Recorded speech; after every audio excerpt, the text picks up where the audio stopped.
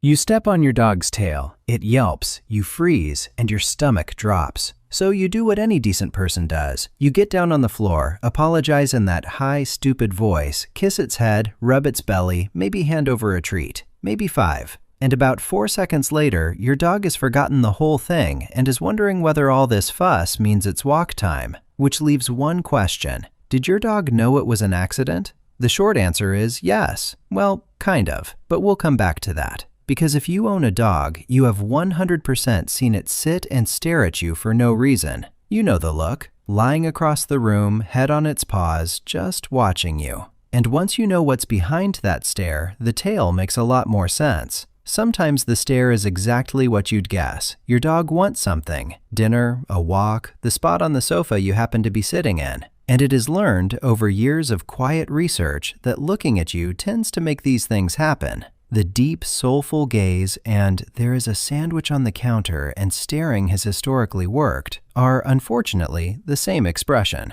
But a lot of the time, it's doing something a little sneakier. It's reading you. In one study, dogs learned to tell a happy human face from an angry one in photos, then recognized those same expressions on total strangers, even from half a face. They weren't memorizing people. They'd worked out the shape of a human emotion. And there's an odd little detail in how they do it. A dog's gaze drifts to the left side of a face first, toward the side of your face that gives your real feelings away. But it only does this for human faces, not for other dogs, not for objects. Your dog has a way of looking that it saves specifically for reading you. And sometimes the stare is doing something to both of you at once. Hold your dog's gaze for a while and you each get a small hit of oxytocin, the same bonding chemical that floods a mother and her newborn when they lock eyes. So when your dog looks into your eyes, it isn't always begging. Sometimes it's just bonding with you, which is what makes one famous dog face so funny, because we read it completely wrong. The guilty look. You walk in, the bin's been raided, and there's your dog, ears flat, head down, the full portrait of shame. Obviously, it knows it did something wrong, right? Someone actually tested this. They had owners tell their dogs off, but with a twist. Sometimes the dog had genuinely misbehaved, and sometimes it was totally innocent and the owner just didn't know. The guilty look turned up either way. The innocent dogs that got told off often looked the guiltiest of all, so it isn't guilt. It's your dog reading your hard stare and your sharp voice and trying to calm you down. Every person who has ever said, "Look at his face, he knows what he did," has been outplayed by a dog reacting to their own eyebrows. Which raises the big one. You talk to your dog all day like it's a tiny person who's a bit behind on the news. How much of it actually lands? More than you'd expect, and in a far stranger way. By one widely cited estimate, the average dog picks up around 160 words and signals, roughly a 2-year-old child, with the sharpest breeds closer to 250. One border collie called Chaser was patiently taught the names of more than 1,000 individual toys, and could fetch the right one when you asked for it by name.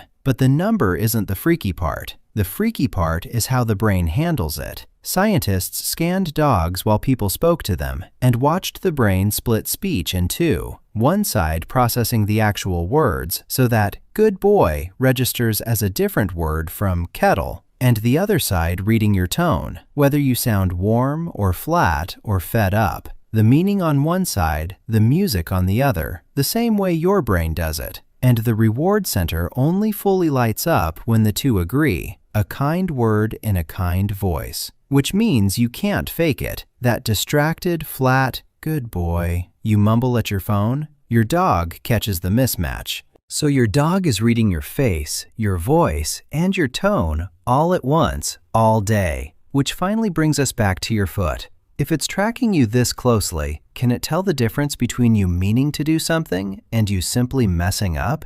Researchers built a neat little test for exactly that. A dog watches a person passing it treats through a gap, and then the treats stop, sometimes because the person pulls them back on purpose with a smug little "ha," sometimes because she fumbles and drops one with an "oops."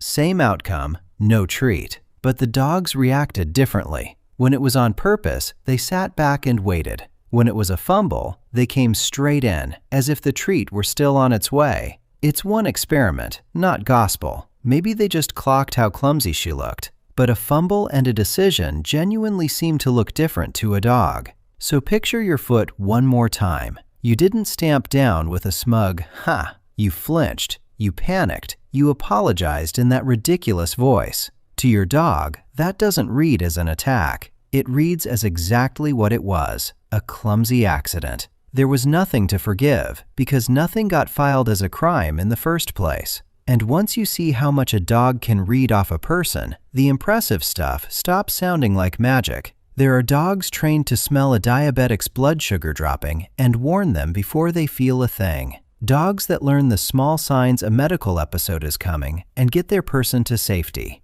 In careful studies, dogs have even picked out cancer from a breath or urine sample, sometimes with uncanny accuracy. They're catching signals coming off our bodies that we can't detect at all. And most of them learned it to help one specific human. Scientists even coaxed dogs to lie still inside an MRI scanner and found that for most of them, a word of praise from their owner lit up the brain's reward center as much as food did, and the smell of their absent owner lit it up hardest of all. So, what does your dog actually think about you? Not in words. It can't read your mind, and that was never the point. It has simply spent its entire life becoming the world's leading expert on a single subject: you. Your face, your voice, your moods, the line between your accidents and your intentions. It reads you so completely that from the outside, it looks a lot like love, which might be most of what love really is, paying very close attention to one person for a very long time. So when you stepped on its tail and it forgave you 4 seconds later, it didn't, really. There was never anything to forgive. It looked at your panicked face and your stupid "sorry," ran it through the best you detector on the planet, came back with a single answer: accident. He didn't mean it, and went off to find the ball. You think you adopted a pet. From the other side of that stare, something quietly adopted you, and it has been studying you lovingly ever since.